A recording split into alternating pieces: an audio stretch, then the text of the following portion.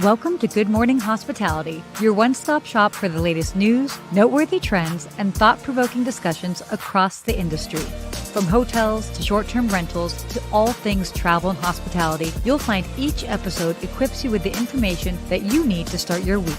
Join us on Good Morning Hospitality every Wednesday, wherever you get your podcasts.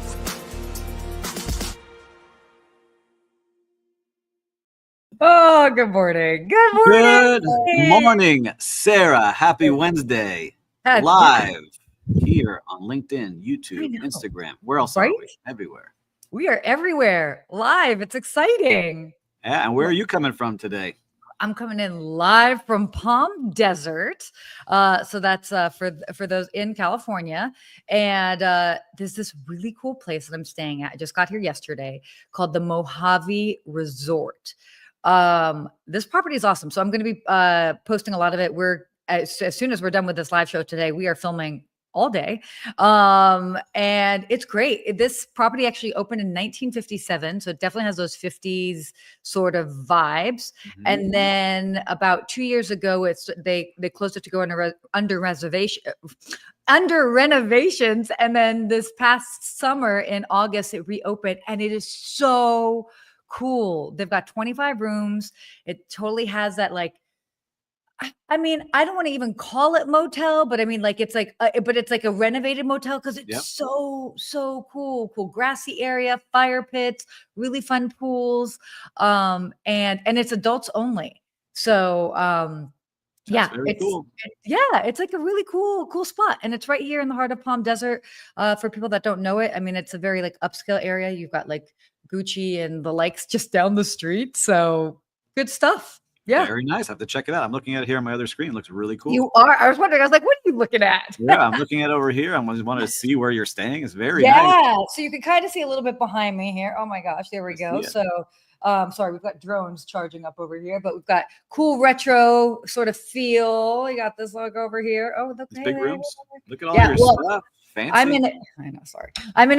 I happen to be in a bigger room. They've got this, it's cool. And they really play with the fun, like orange color of things. But I do want to say this. I want to give a shout out. And we've talked about this before, I think offline. They've got great hair dryers. So I'm just going to show you their hair dryer. We're going to talk about this. Okay. I feel very strongly about hair dryers.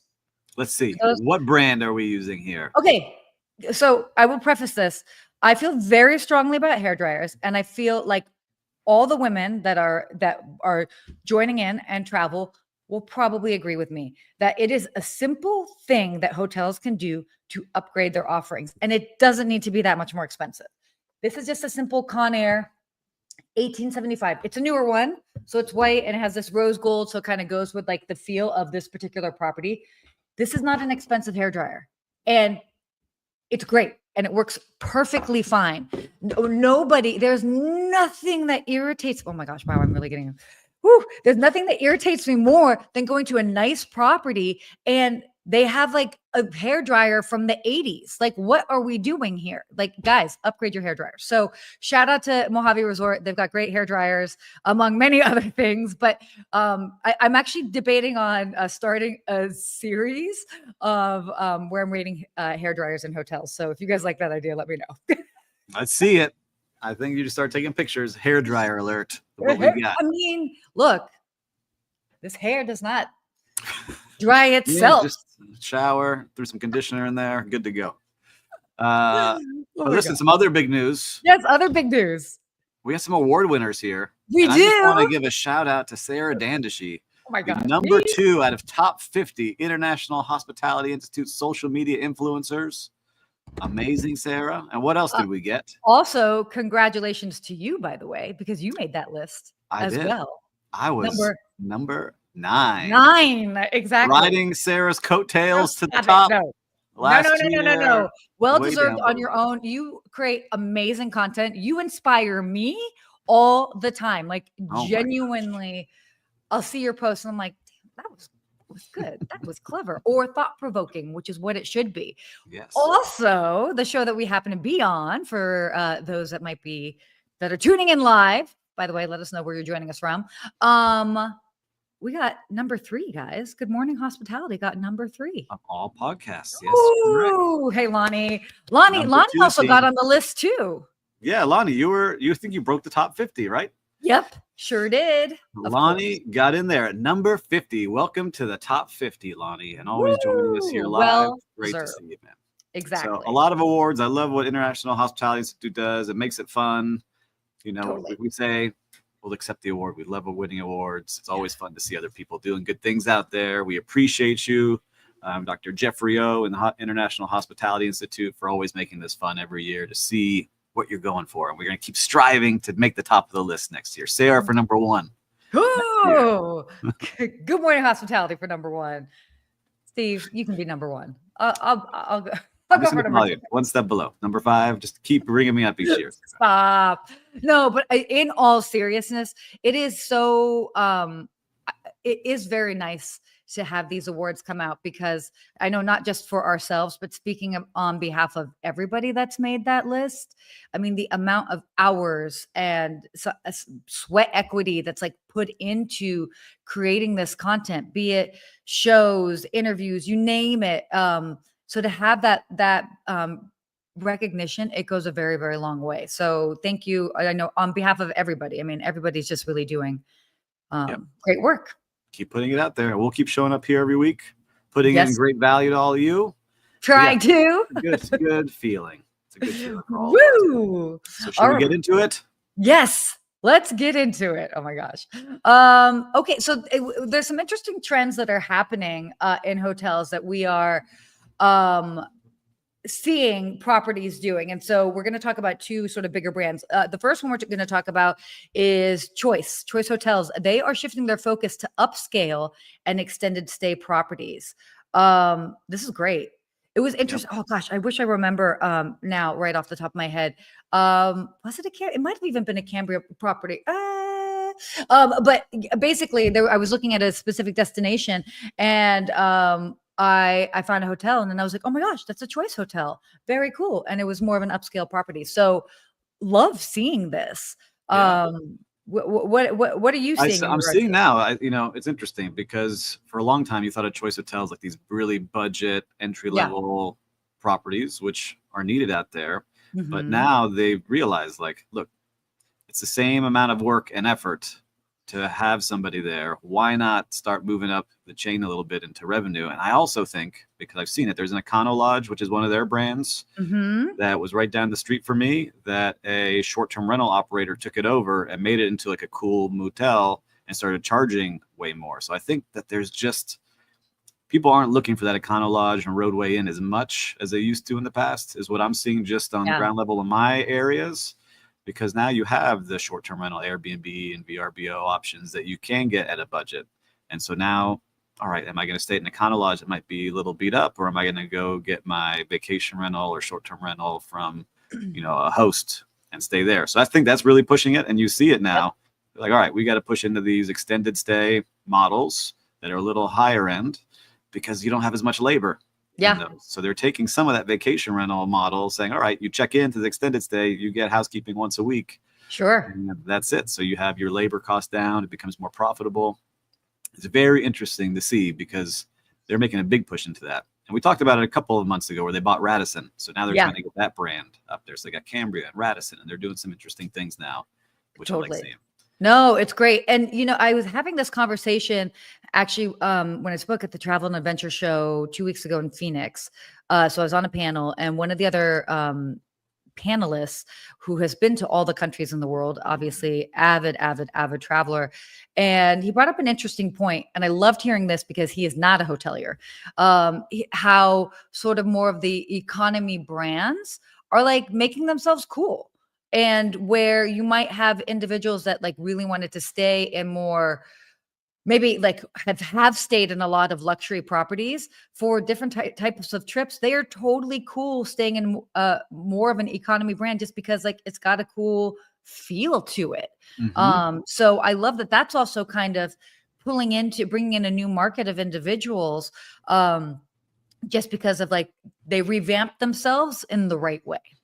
Yeah, and I'm excited to see what they continue doing because, like, even where you're staying, right? Yeah. In the past, that would have been, an entry level place, and Totally. they made some little twist to it.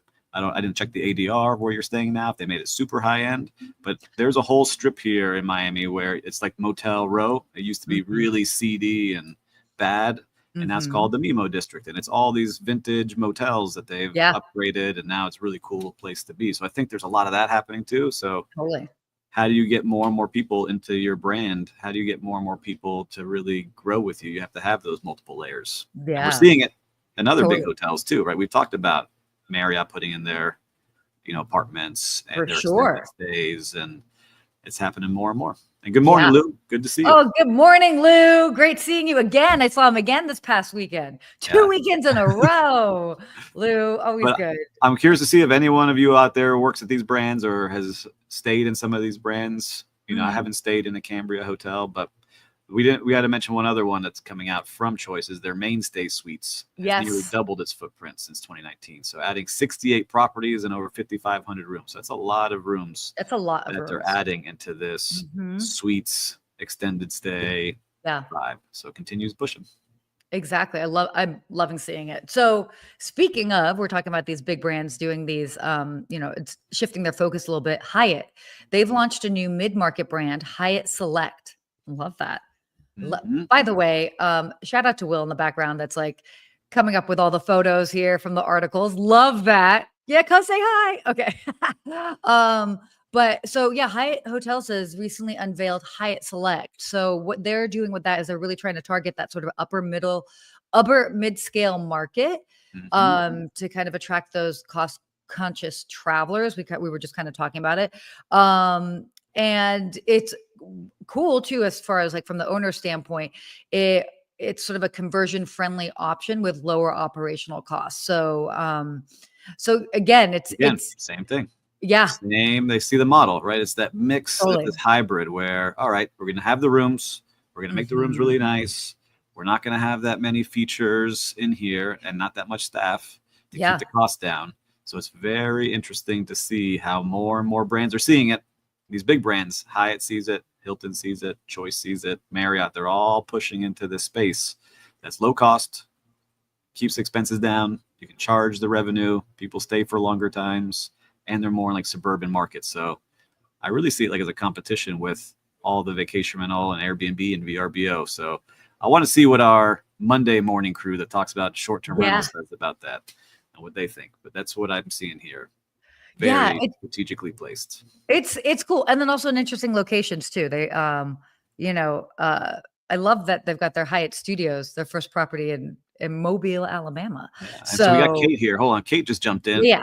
So Kate, I wouldn't ask a question of you, but you said former director of sales at 2 Cambria hotels, hard to penetrate, an unknown brand, but glad to see traction in the market. Also check out the Ascend collection. I will. So what would made it so challenging to break through? Because now Cambria, they're putting in some big dollars. Was it that people just didn't know the brand? They didn't trust the brand? What do you think it was, Kate? And we can come back to it if you're still listening to us. I love that you shared that with us here. I love this. That's so interesting. So anyway, sorry, I was like trying to like look at her comment and like, I mean, it's a this big shift that we're seeing. But we said, they got Hyatt Select and then Hyatt Studios, which is again going to be in Mobile, Alabama, and it's really making a push into the upper mid-scale segment. Totally. So mid-scale, upper mid-scale, lower mid-scale, not budget anymore. All in this middle ground that people are looking for nice stays on the go. I know I definitely am seeing that when I'm traveling as well. Just because, and even I've had some clients, they're like, look, we're not going to be in our hotel room necessarily that much. So we obviously want something nice, clean, fresh, but not something that like, we don't need to go crazy with it. So smart move. Totally. I'm trying to figure out the difference like that. You're going to start getting into things. Like, I don't know what I'm walking into sometimes. So Hyatt Place, I know, like I stayed at once, and then you got Hyatt Select and Hyatt Studios, and then you get their higher end Hyatts like the Andaz and the Grand and all these other things that are going on. What I've found also is to take into consideration the market and the placement.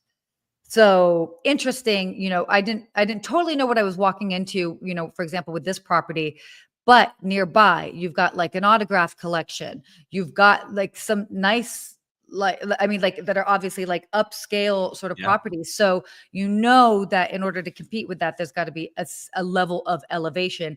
Obviously, a very different type of property where you've got probably, let's just say that Autograph Collection has, let's just say it has 200 rooms, give or take. This has 25. So it's very, you can't completely compare it, but it's definitely it's interesting to see. So I like what they're doing. I like what Hyatt's doing, right? We Yeah. talked to them buying the Standard a couple of weeks ago. One of my clients is a Hyatt Andaz, so I see what they're building and helping them with that. So it's really unique on what's going on. But Kate wrote back, so thank you, I Kate, love this. Yeah, about the Cambria, and she said, I was told it was a storage unit at times because of the modern design. And the old mentality of Choice being lower quality. So big game changer for Choice for sure. Very cool. No one wants to stay in a storage unit. No. I appreciate you sharing that, Kate. Thank you very much. Love that. Well, why don't we go ahead and switch gears and talk a little bit about what's happening just in the world of travel? Yeah, let's talk about it. Broader scheme of things. So Flywire acquires Sertifi.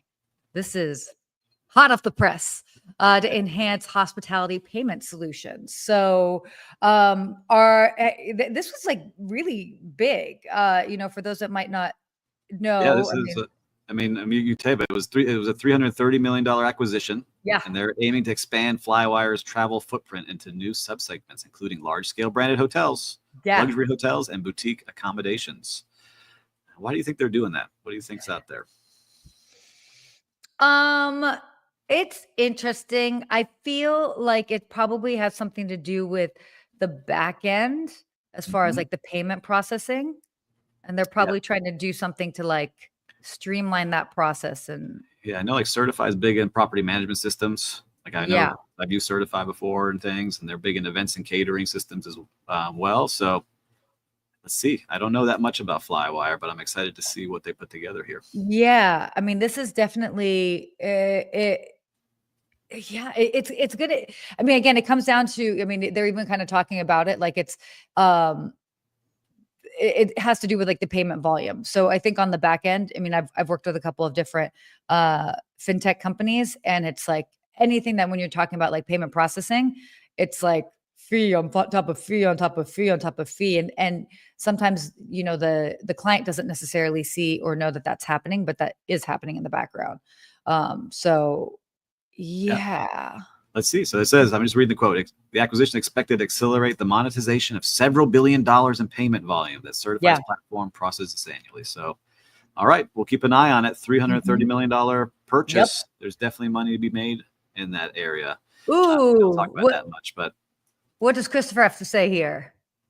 Sertifi has had substantial performance issues over the past year or so. It was probably ripe for takeover. Yeah. See, inside users know what's going on. Christopher, thank you for breaking that news live here. Ooh, thank you. I love that. News for you, by you. Okay, so is that a FUBU? Did you just do a FUBU quote? Remember FUBU, the brand? For you? Of course, I was just about to say it, but I didn't want you guys judging me. I had a FUBU shirt in high school. I did too. Damon John. All right. Shark Tank. Oh my gosh, I totally did. And then I like went to school, and then somebody was like, I don't know, Sarah. And I was like, oh, okay. So yeah, so I just FUBU'd our. All right.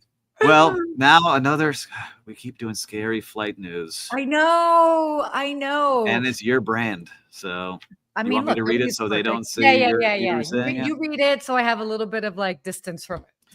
All right. Well, Delta flight evacuated due to a cabin haze. So a Delta Airlines flight departing from Atlanta experienced smoke in the cabin shortly after takeoff, prompting an emergency landing. All passengers and crew were safely evacuated using emergency slides. Always wanted to go down one of those in a safe way. Okay, not in a bad way. But passengers reported a smoky haze filling the cabin, leading to concerns in the subsequent emergency response. And Delta is conducting, of course, a thorough investigation into what's going on. But that happened. Then I saw just yesterday a Southwest airline flight, great pilots avoiding crashing into a private jet that was crossing the runway at some time. We talked last week about some stuff. So I don't know if this is just always happening and now we're just highlighting this more often now because there's so many flights flying, or if there's really something going on with like the talent level of people working, or there's not enough positions filled. I think we need to do a deep dive into what's going on out there. Investigative reporting. Is it the talent, or is there something like or glitchy with whatever system? Conspiracy theorist here. No, that's not what I'm saying. But I will also say this, what I was actually going to say before I like went that direction. That a friend of mine she does a lot of TV as well in the travel space, and she was posting like, oh my gosh, it's so scary. And then she came on and then she like did a repost, and she was like, I want to clarify.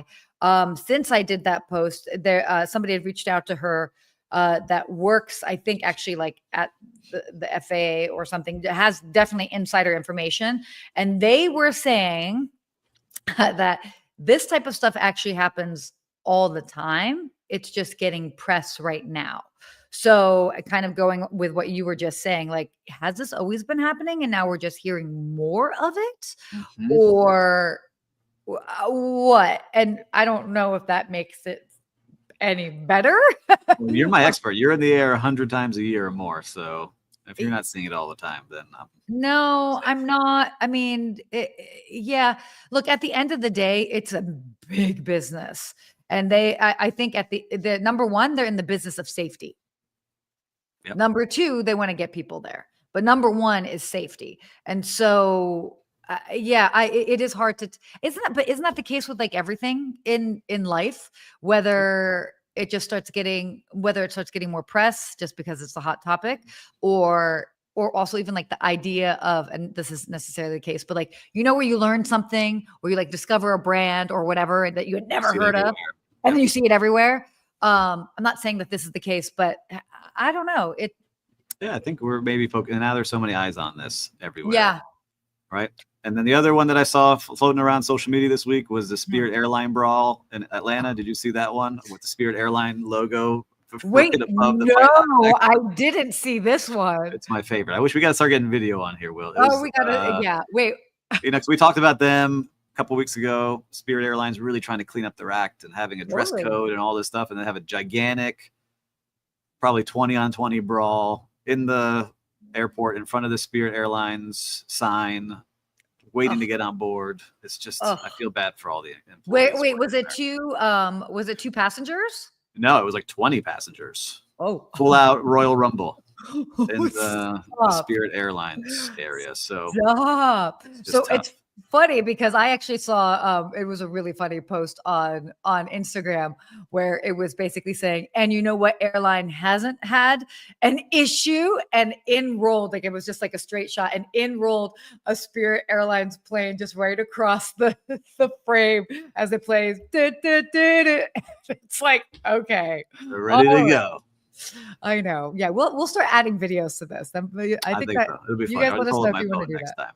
Well, another news out of the airline industry, ANA's $14 billion aircraft acquisition. So ANA Holdings has placed a significant $14 billion order for 77 aircraft from Airbus, Boeing, and Embraer, reflecting its strategy to accommodate Japan's growing tourism passenger demand. That's a lot of airplanes from a lot of different people, too. So they're spreading it around, making sure not to put all their eggs in one basket. But that's a gigantic order. Totally. So, and it's obviously, showing that they're really trying to like compete both domestically, because some of those planes are smaller planes, but as well as internationally. Look at how good Will Slickers is doing back there. Is it going to work to see the fight at Spirit Airlines? I don't know if we should be now. At least 8 people involved as passengers battled at the gate. Look at the Spirit Airlines plane. By the time officers got there, the melee was over. Get ready for no word out. And it goes on and on and on. It's like a 20-minute video. What were they fighting over? Snacks? Who knows? People are just not the well-traveled is what I like to say, because it could be anybody, right, at any time. But just come on, everyone, relax. We're all right. We're all going to the same place. I'd just be really curious, like what started that, like why, like what. But it was good. Will sounds fine. He's sending us a message. Sorry to distract, but I found it. It's a good video. Oh my God, I love it. Go watch it, everybody. It's just airline travel is the best.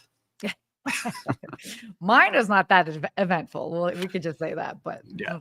it is. I've only seen that one time, but not like that. That was 20 on 20.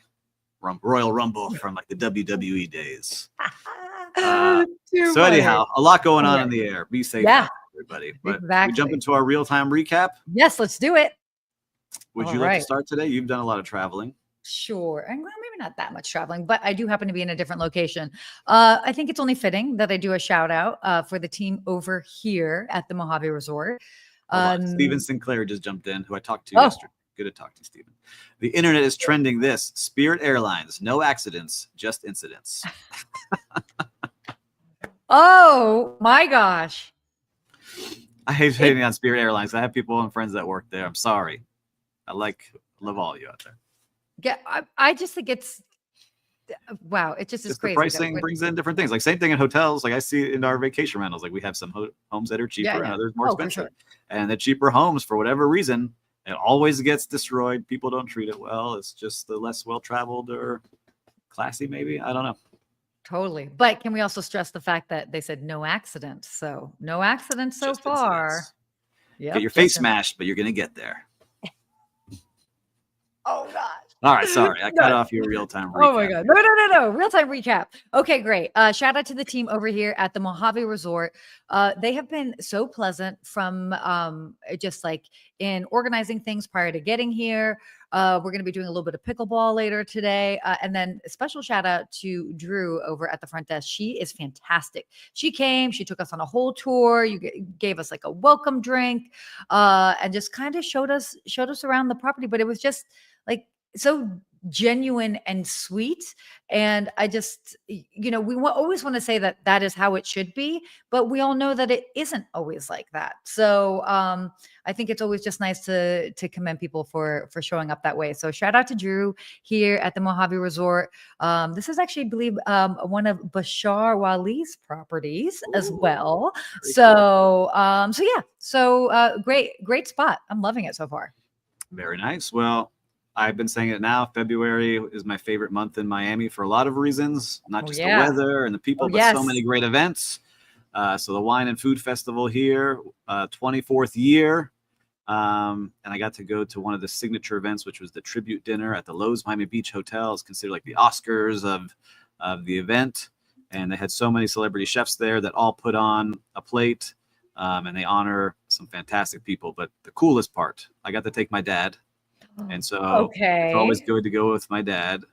And I used to work at that hotel 4 years ago. And it was just, I get a little emotional because there's so many people coming up to me to say hello and that they miss me. And they were doing it in front of my dad. He's like, man, there's so many people coming up to you. Like they really missed you. It wasn't just like managers, like bussers and stewards and bartenders and all the people that you work with in a hotel. It made me miss working in hotels day to day during that time. Maybe not all the time because we get to do so many fun things, but there's some times where I miss that action. So you never know who you're making an impact on when you're working in hotels. And so if you're a leader listening to this now, which I know we have a lot of leaders doing that, you really have a huge impact on people you don't even realize that you're doing. So thank you to all of those who came up. I'm getting a little emotional talking about it, but it was just awesome to see it in front of my dad, who sent me a note the next day of like, man, it was cool to see how many people you impacted. Do you have a picture of you and your dad there? I do have one with Marcus Samuelson. I have not. I'm going to do it. So it's pretty cool. I was about to say, I think, first of all, we need to see like Daddy Turk. That sounded weird, but you get what I'm saying. But it's cool. I so resonate with that because I've had similar instances with my mom when we get to go different places. But even if I go back, like, for example, the Peninsula Beverly Hills, I haven't worked there since 2011. Yep. And still I go in like without fail. I go, everybody at valet knows me. They will still hold my car. They open the door. They're like, what? I mean, it's a whole thing. And it's so meaningful. Actually, when my book came out, I happened to be there working for a client of mine. And I had a bunch of books because I was signing them and shipping them out because I was doing that while I was there for other work. And one of the housekeepers happened to come in and she was like, I remember you from when you worked here. Like, would I be able to have a book? And I'm like, oh my gosh, yes. Yep. So I signed 2 books, but that was me and my dad at the awards there. So I love it. We had a great time, and it's just fun. Guy Fieri was the host, and just a good time overall with everybody. And you just have like Marcus Samuelson, who's an award-winning chef, and you're just hanging out at this place, and just felt good. And 2 people brought their books to get signed because they knew I was coming, so it was just cool. Yeah, welcome to that book life. That Oh, was look good. at that. Oh, we got housekeeping happening in the What's up, background. housekeeping? Hey, go team. I love that. Yeah. All right, let's get to our hospitality quote. We're having we got sentimental today. I did. It was good, but it really just shows you never really know who you have an impact on, and It's very true. they're always watching what's going on. But I don't have the quote in front of me because I just okay. put down Okay. Success seems to be connected to action. Successful people keep moving. They make mistakes, but they don't quit. Conrad Hilton. Love this quote so much. I get into so many, and I'm sure you do also, Steve. I get into so many conversations with people. They're like, well, I don't know. We almost this analysis paralysis. And even recently I've just been seeing stuff like I'll look back. I have typos in my first book. I also did the entire formatting of that book on my own. crazy because that's so hard. It's super hard.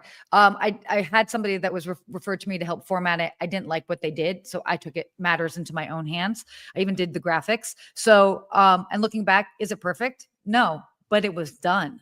And so, and part of me definitely, it kills me because I don't want to say I'm a perfectionist, but I have high standards. And I'm like, oh gosh.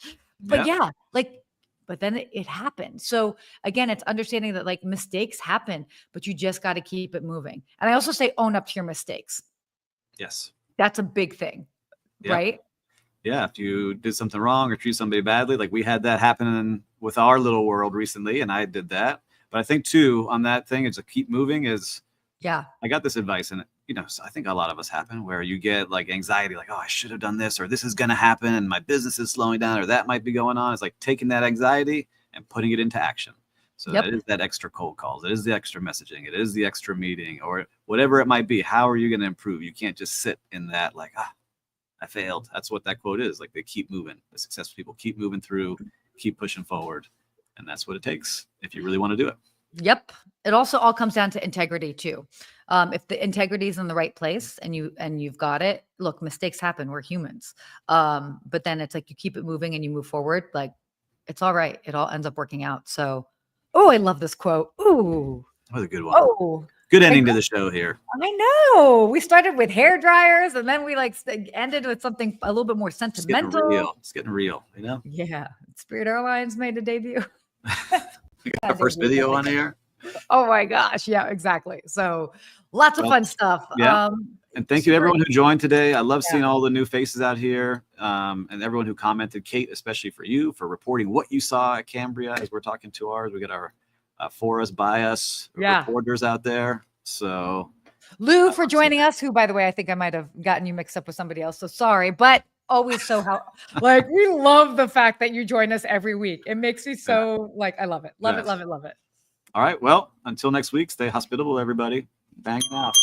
Bye.